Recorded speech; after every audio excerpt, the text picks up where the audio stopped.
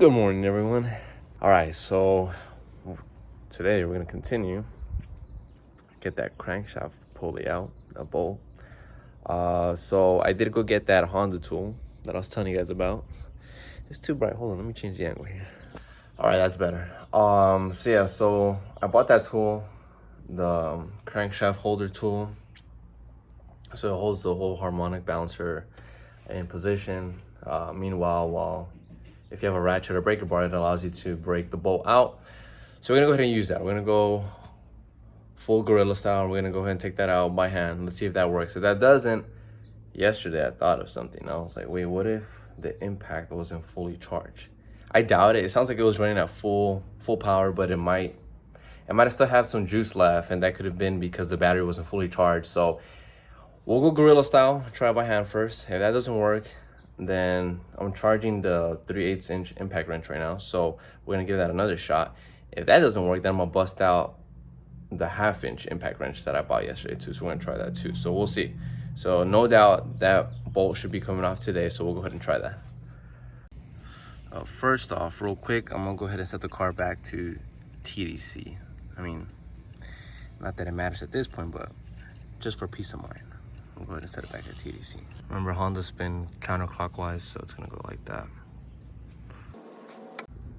The marks are probably on the underside, so they're coming up right now. So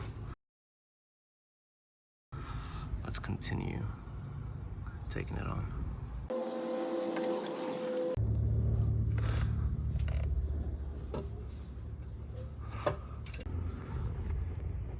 All right, they're coming up. We're gonna go after the single one. And to remind you guys, we have to line it up with this little triangle here.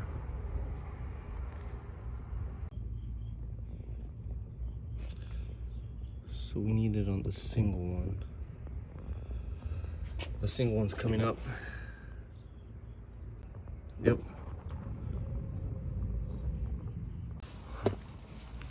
I hate 5mm gloves with a passion, man, to work on cars. I hate them. I had a box of 7mm, but I already ran through them. All right, so let's look at this tool here. So this is the crankshaft holder tool. The diameter is 50mm, so you're still able to insert your 17mm, no problem.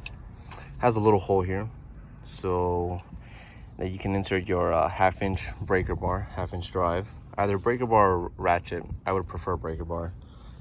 You're very likely to snap your ratchet, but hey, it might survive. You're gonna insert it here.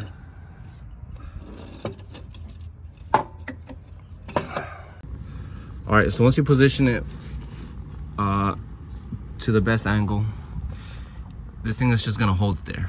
And then you're gonna grab your 17mm. This is a 3/8 inch breaker bar.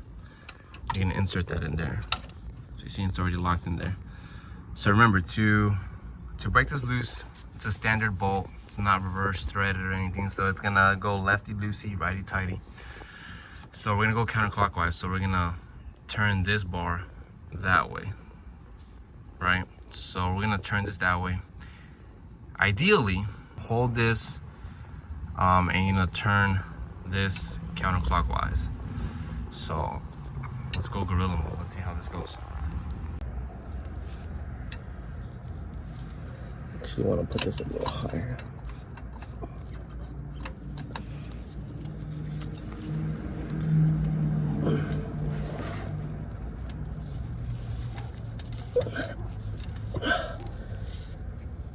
This thing is tough.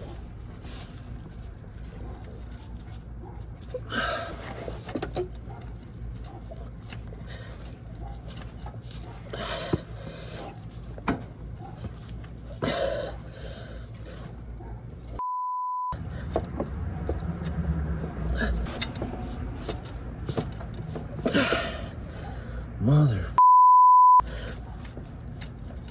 All right, so I took off the bumper. It's chilling there. So now I'm taking off this part of the intercooler piping. I think just dropped. I guess I need to take off the whole thing. I just need it straight. That way I can put my bigger pipe extension, an extension of the breaker bar, That way we can break that sucker loose. Yeah, that's good, it dropped enough. I didn't even have to take off the whole thing. I just need a clearance so that I can put the bigger extension of the breaker bar here. An extension, I'll make like a 9-foot extension. All right, let's see if this works. Force equals distance.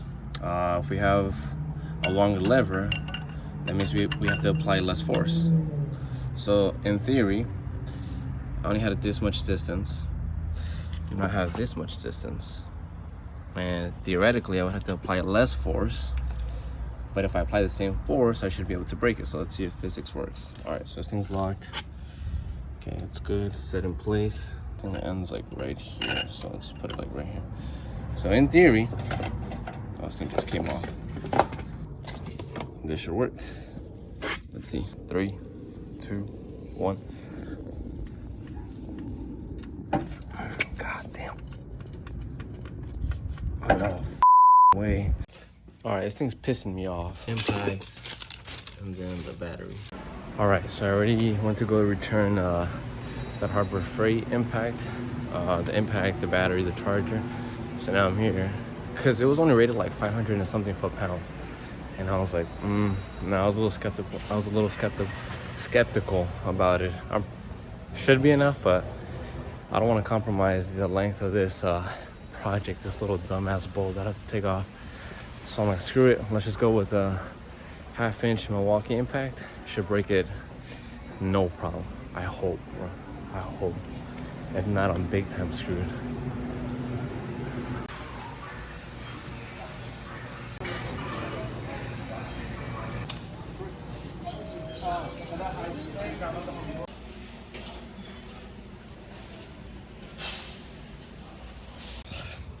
Let's go. Package secured. 1,400 foot-pounds nut-busting torque, which is exactly what I need. So we'll see. That thing is super nice, man. Even the damn bag it's hella nice. Even the box. Anyway, so I put that thing to charge already, the battery. It's probably gonna need like an hour, 2, 3 hours. Not sure what the charging time is on that thing, but whatever, we'll let it charge. So I'm probably not going to break that bolt out today, so it's okay. What I will do though is I'll go ahead and start cleaning the deck of the block, making sure that it's all nice and clean, get some of that carbon buildup off of there. The head is straight, and installing the cam and the cam holders and stuff, the rocker arm assembly, but that's cake. I'll just clean some of this thing off and then I'll call it a day. I'm telling you, even the box is hella nice.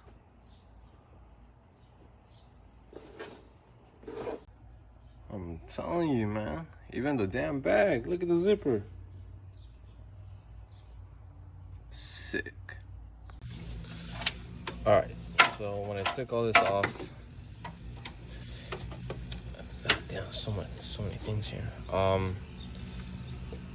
I knew that moisture would be one of my enemies, but not so much because there's oil. Come on, bro. Look at that, man. That's garbage. So I kind of like cling wrap this crap. Not too bad.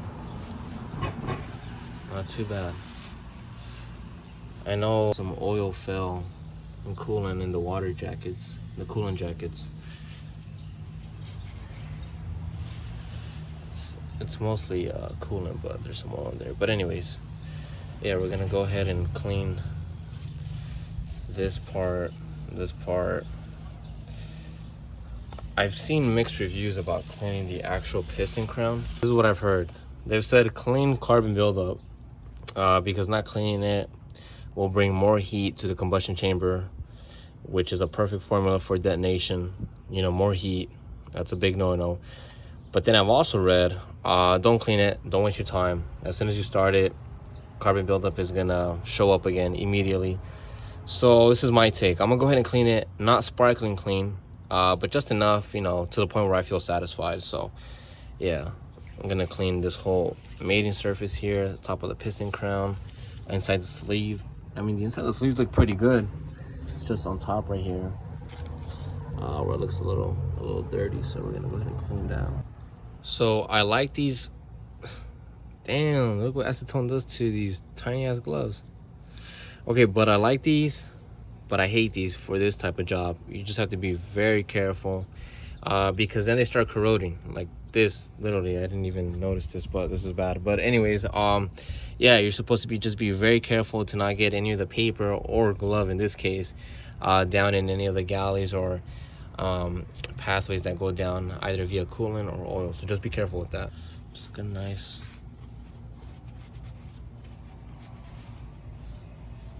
See that? Look at that, it's bad.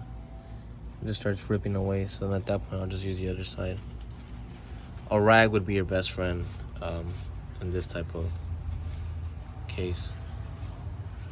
Just be very careful. Trust me, you don't want an engine blowing up or having something go left because of a piece of paper. Not worth it. Insist on cleaning the deck with paper. Something like this would be your best friend. This you shouldn't worry about. The little flints or any pieces of paper flying out. Look at that, it's looking fresh.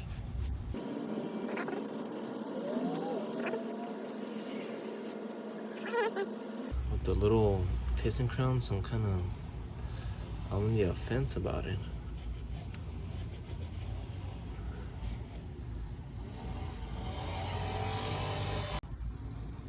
So it's definitely doing a good job cleaning the rim around it. But yeah, you see those little bits down there? I guess there's a good reason why the crankshaft bolt isn't off yet. That way I can still rotate it up. Yeah, you see that's a big piece on the left side right there, so we'll go ahead and vacuum it out. I can still rotate it up, but I'll vacuum it out right now, and then I'll rotate it up and just brush it off.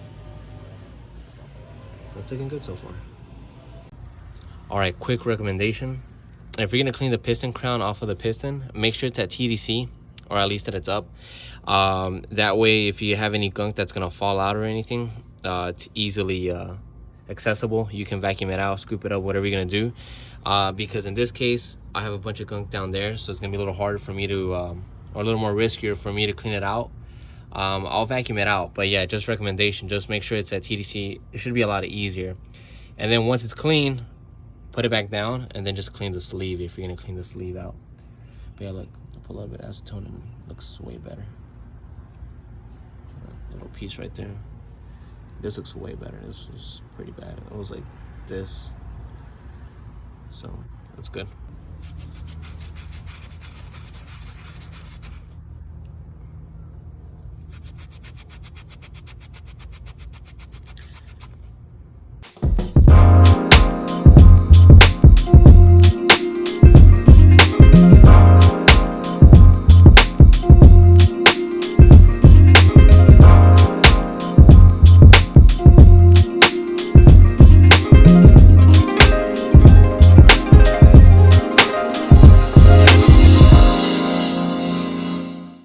Yeah, this was a better way to go about it. Piston number 4 I'm pretty happy with. 1 I'm attacking. I'm gonna try to take off these two pieces right here. Let's see how that goes.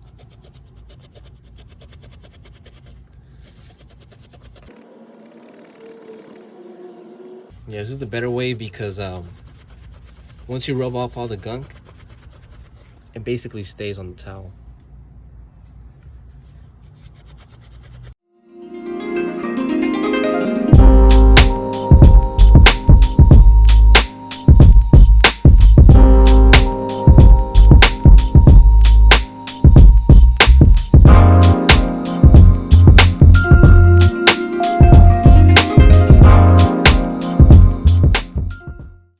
Try to go for that bottom piece right here. Let's see.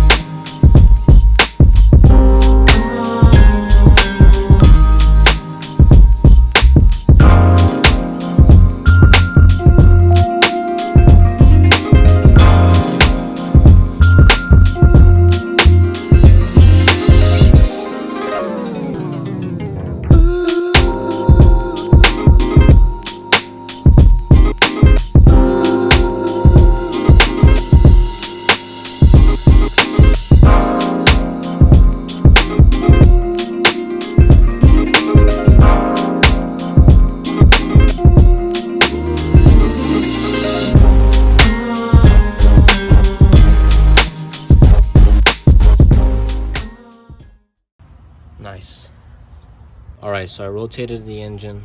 1 and 4 are down, 2 and 3 are up. I was able to vacuum all the little pieces of gunk.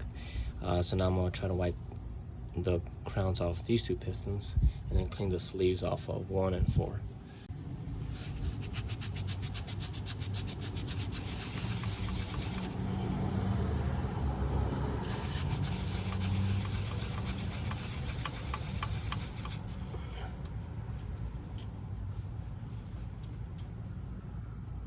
I don't like that.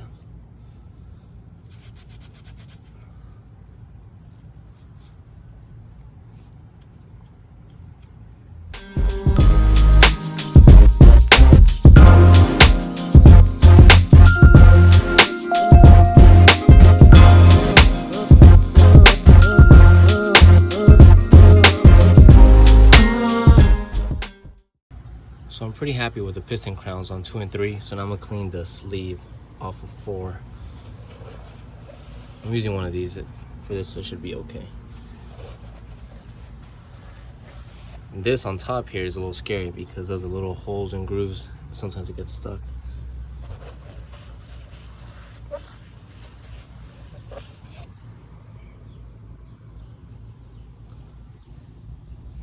Nasty. Hey, you see how it's not tearing?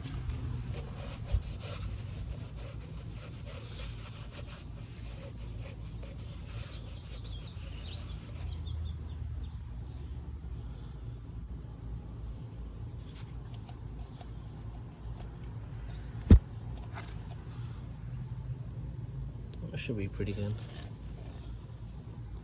I'll take one more.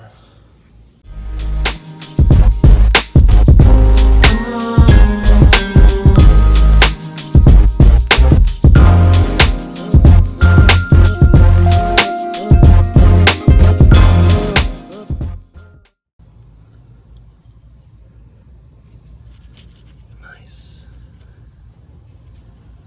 I like how this is flat right here. I mean, it's flat here too, but it's a little rough there. Let me keep going.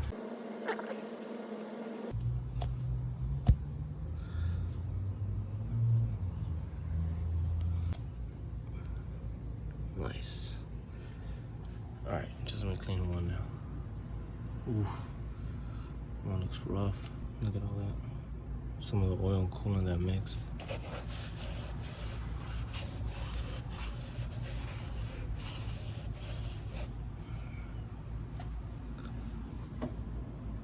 Little rough here. Yeah, let's clean that. Much better. Smooth. Sides coarse.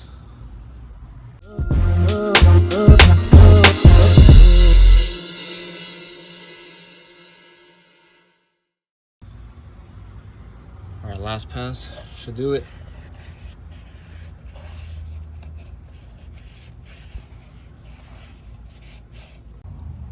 So I'm pretty happy with how it turned out. Cleaned all the sleeves out.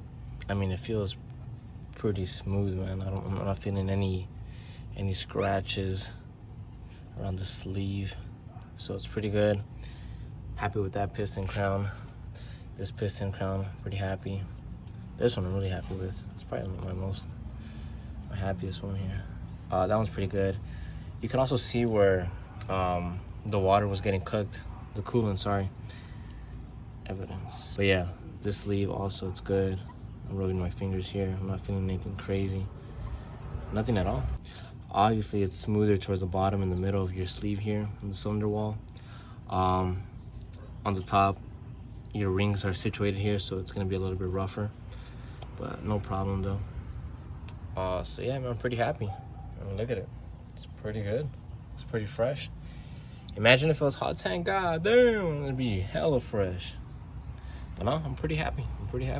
All right, before I close the shop here, something that concerned me, I'm not sure if you guys saw, when I was cleaning this piston crown on number 3, I noticed a bit of movement.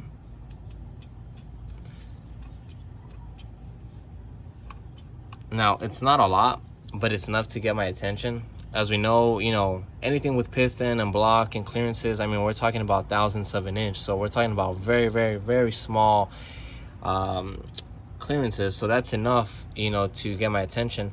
I noticed that this one has it somewhat too, but not as lot, but not a lot, not as much. On 1 and 4, I didn't even pay attention. I mean, I was cleaning it pretty vigorously and I didn't notice any movement. So a few things could be happening. That's too deep down there for me to try to reach it. So I'm theorizing 3 things with that movement. Number 1, the bore is garbage. I don't know why it would be bad on 3, but I don't think a head gasket would deform the bore, but that's a possibility. So if the bore is not perfectly round or in shape, then that leaves area for, you know, the piston to slide back and forth. Number 2, by nature, where the rings are situated, right, it's the top of the piston, so there might be more wear on top. Yeah, so, you know, that's a possibility as well. You know, that number 3 is, you know, normal wear and tear, so it might have that part on top a little more wear than usual. So that can be another possibility. So number 3, naturally the crankshaft of an engine rotates either clockwise or counterclockwise. It goes right, like I was saying. So given that the crankshaft runs horizontally through the engine like that, it's going to spin. The pistons always spin up and down, right, like that.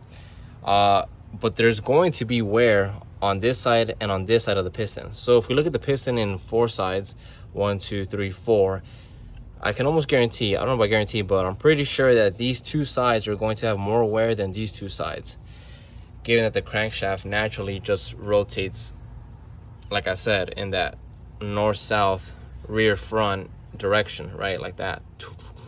Either clockwise or counterclockwise, doesn't matter, it's gonna have the same wear. So yeah, I'm pretty sure that's my 3rd theory behind why this might have a little bit of movement there.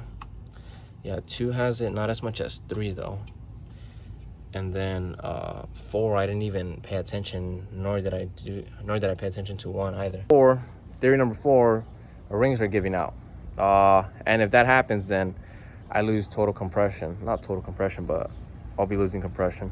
Depends how much they wear and how fast they wear. So that's gonna be it for today. I'm gonna go grab some chipotle, or maybe go grab some authentic tacos.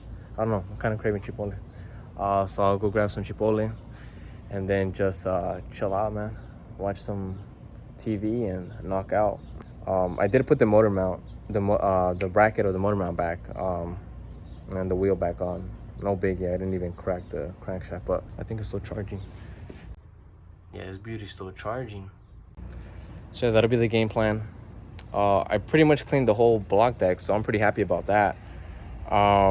So once I come back, we'll grab the 1/2 inch, break the son of a bitch out, this bolt, undo the rest of the timing cover, change the water pump. The kit brings the tensioner. May or may not change it, I don't know. I'll see. Yeah, do that, put the timing cover back on. Oh, and the belt, bruh, obviously. So put the belt on, and then we're good on the bottom, man. That's it. Damn, I'm pretty happy with that, man. I'm gonna clean wrap it real quick, put another bag over it, then put the valve cover. It's a disgusting ass valve cover. I yet to see a really clean D-series valve cover, man. So anyways, so I'll go do that, and then I'll clean all my tools, man. Like, what the hell is this, bro? Look at this. Look. I don't even want to touch it. Hold up. I have a rag somewhere around here. Look at this one right here. Hold on. Look at this. This is. That's nasty, bro. What the hell? I'm telling you, I wasn't playing around when I bought the car. I literally just drove it. But nah, but this wasn't me though. To be fair, this was not me. His car was already filthy. Oh, I need a cap though. Guess I should put that back on.